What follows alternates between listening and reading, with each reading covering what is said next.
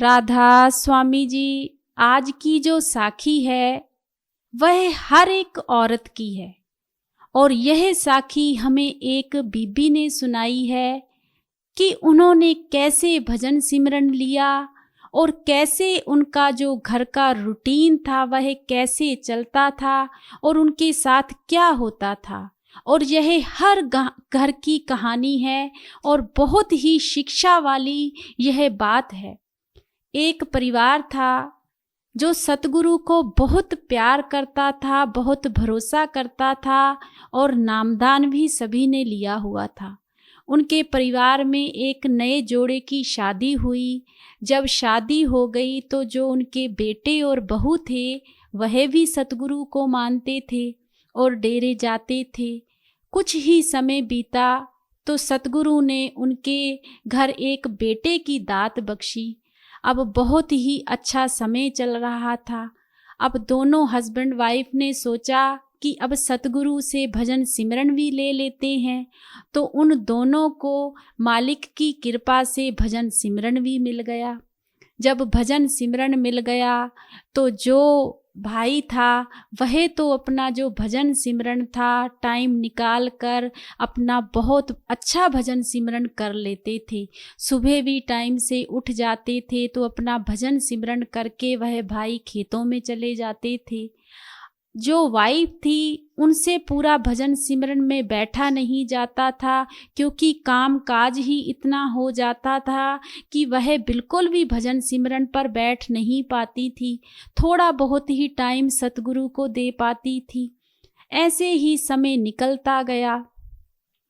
जब रात को हमेशा वह परिवार बैठता था तो एक ही बात उनके घर में चलती थी कि तुम भजन सिमरन नहीं करते हो, क्या फ़ायदा तुम्हारे भजन सिमरन लेने से। एक दिन जो उसके हस्बैंड थे वह भी अपनी वाइफ से कहने लगे कि नामदान तो हम दोनों ने इकट्ठे ही लिया है, चलो मुझसे जितना सतगुरु करवाते हैं मैं कर लेता हूँ, पर मैंने तो आपको कभी भी भजन सिमरन पर बैठे हुए नहीं देखा, उस सतगुरु का शुक्राना करते हुए नहीं देखा, कब बैठते हो अब आप। तो वह वाइफ कहने लगी कि घर के काम काज ही इतने होते हैं, छोटा सा मेरा बेटा है उसको भी संभालना पड़ता है, बुजुर्ग माँ बाप हैं उनको भी संभालना पड़ता है, अगर मैं समय से उनको खाना नहीं दूंगी तब भी मेरे लिए सही नहीं है, अगर घर में मैं झाड़ू पोछा नहीं करूंगी तब भी मेरे लिए सही नहीं है। जब सारी बातें वाइफ ने अपने हस्बैंड को बताई तो उनके हस्बैंड कहने लगी यह तो बहाने हैं नाम ना जपने के, मैं भी तो काम करता हूँ। तो वाइफ कहने लगी कि आपका जो काम काज है आप अपना काम काज भी कर लेते हो, खेती का भजन सिमरन पर भी बैठ जाते हो, लेकिन घर में बहुत ऐसे काम होते हैं। ऐसे ही उनमें बातें चलती रहीं। ऐसे ही समय बीतता गया, पर वह जो वाइफ थी उसको बिल्कुल भी समय नहीं मिलता था भजन सिमरन का। कुछ ही समय बीता तो उनके जो हस्बैंड थे उनको थोड़ा बुखार आ गया तो वह घर पर ही रहने लगे। जब घर पर रहने लगे, जब वह पहले दिन घर पर रहे और बहुत ज़्यादा उनको फीवर हो गया, तो क्या देखते हैं कि मेरी जो वाइफ है वह सुबह से ही उठ चुकी है, 4 बजे की उठी हुई है। 4 बजे से उठकर पहले तो बच्चे को संभाल रही है, वह बहुत रो रहा था, उसको संभाला। उसके बाद मम्मी पापा को चाय बनाकर दी और सारा काम किया, फिर मुझे भी देखा। उसके बाद जो भी किचन का काम था वह सब करके नाश्ते का टाइम हो गया।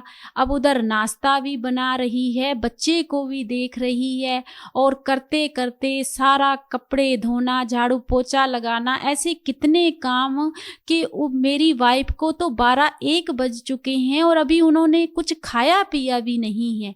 जब 12-1 बजे तो उसके बाद फिर से खाने का टाइम हो गया, फिर खाना बनाने लगी। जब खाना बनाते बनाते 2-2:30 बज गए तो अभी वह वाइफ आराम भी नहीं कर पाई कि बच्चा फिर से रोने लगा और उधर से मम्मी पापा की भी आवाज़ आवाज़ आने लगी कि बेटा चाय बनाओ। अब चाय का टाइम हो गया। जब शाम हुई तो फिर से रात का टाइम हो गया। काम करते करते 10 बज गए उसको। जब 10 बज गए, सारा दिन वह थक हार कर बिस्तर पर गई तो उस वाइफ की कमर सीधी नहीं हो रही थी। ऐसे ही उसके जो हस्बैंड थे, 2-3 दिन उनको फीवर रहा और वह घर पर ही रहे और वह यह चीज़ नोट करते रहे कि यह तो सारा दिन इतना काम करती है, काम कर कर के ही इतना थक जाती है, भजन सिमरन कब करेगी। जब वह उनके हस्बैंड ठीक हुए तो ठीक होकर अपनी वाइफ को कहने लगे कि आज मुझे भरोसा हुआ है कि सारा दिन तुम कितना काम करती हो। यह जो तुम काम कर रही हो यह भी सेवा ही है तुम्हारी। मम्मी पापा को कितना संभालती हो, अपने बच्चे को रोने नहीं देती हो, घर में जो कोई आता है उसकी भी सेवा करती हो, सभी को बड़े टाइम टू टाइम चीज देती हो। मुझे फीवर हो गया, मेरा कितना ध्यान रखा तुमने, और हम लोग कैसे तुम्हें कह देते थे कि तुम सारा दिन करती ही क्या हो। मुझसे बहुत बड़ी गलती हो गई है, मैं तो बहुत बड़ी गलतफहमी में था।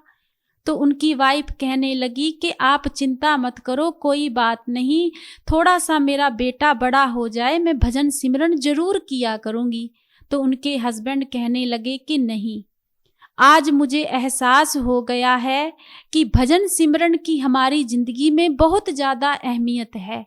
यह काम काज तो ऐसे ही होते रहेंगे, पर अगर तुम अकेली इन कामों की जिम्मेदारी को उठाकर बैठी रहोगी तो तुम तो कभी भी भजन सिमरन नहीं कर सकती। आज से मैं भी तुम्हारा साथ निभाऊंगा, मैं अपने खेतों में भी काम देखूंगा, क्योंकि मेरे तो वहां पर नौकर भी काम करते हैं, पर घर में तो तुमने किसी को भी नहीं लगाया, सारा काम तुम अकेली करती हो। तो मैं भी तुम्हारा साथ निभाया करूंगा, मैं घर में भी तुम्हारा साथ दूंगा, पर तुम भजन सिमरन जरूर किया करो। अब वैसे ही उनके जो हस्बैंड थे सुबह अपनी चाय पीकर 5 बजे खेतों में चले जाते थे और 8 बजे आकर खेतों से अपनी वाइफ के साथ उन्होंने काम कराना शुरू करवा दिया। अब 10-11 बजे दोनों फ्री हो जाते थे तो उसके हस्बैंड कहते थे कि थोड़ा टाइम से तुम भजन सिमरन शुरू कर दो। अब हस्बैंड की वजह से उनकी जो वाइफ थी वह भजन सिमरन पर बैठने लगी। उधर शाम को भी जल्दी जल्दी से काम कर लिया करते थे और काम कर कर वह अपनी वाइफ से यही बात कहते थे कि तुम आराम भी करो और अपना भजन सिमरन भी किया करो, बस वही हमारे लिए ज़रूरी है। अब वैसे ही उनका रूटीन बन गया। दोनों हस्बैंड वाइफ अपना काम था जो मिल बांट कर करने लगे और वह अपने हस्बैंड बाहर का भी देखते थे, घर का भी देखते थे और दोनों का भजन सिमरन बहुत अच्छा चलने लगा। तो कहने का मतलब सिर्फ इतना है कि हमें कदर करनी आनी चाहिए। हम बड़े प्यार से एक औरत को यह बात तो कह देते हैं कि तुम सारा दिन करती ही क्या हो। कभी उस औरत को किसी ने यह बात पूछी है कि जो काम मैं सुबह से लेकर रात तक करती हूँ मेरी कमर टूट जाती है, तो मैं भजन सिमरन कैसे कर पाऊंगी। यह एक घर की कहानी नहीं है, हर घर की कहानी है। लेकिन बहुत से लोग ऐसे कह देते हैं कि तुम तो भजन सिमरन ही नहीं करती हो। ऐसा कुछ भी नहीं है। प्यार सतगुरु से सभी का बराबर ही होता है, बस समय की बात होती है। अगर हम घर में मिलजुल कर सभी लोग काम को बांट कर चलेंगे और एक दूसरे की कदर को करना सीखेंगे तो वह काम इजी हो जाता है। तो हमारा जो परमार्थ का रास्ता है वह भी सही तरीके से चलता है और जो हमारा स्वार्थ का रास्ता है वह भी सही तरीके से चलता है। तो यह जो बात थी वह बीबी ने हमें सुनाई कि मेरा बिल्कुल भी भजन सिमरन में टाइम ही नहीं लगता था, पर मेरे परिवार वालों ने मुझे बहुत ज़्यादा सपोर्ट दी, बहुत ज़्यादा उन्होंने मेरा साथ दिया और मेरा भजन सिमरन चलने लगा। और वह एक बात और कह रही थी कि मुझे ऐसा लगता है कि हर घर में ऐसी ही रूल होने चाहिए, हर किसी को ऐसे ही हर किसी का साथ निभाना चाहिए। तो हमें इस चीज़ से बहुत बड़ी शिक्षा लेनी चाहिए और अपने सतगुरु का भजन सिमरन करना चाहिए, उनका शुक्राना करना चाहिए और एक दूसरे की कदर करनी चाहिए। राधा स्वामी जी।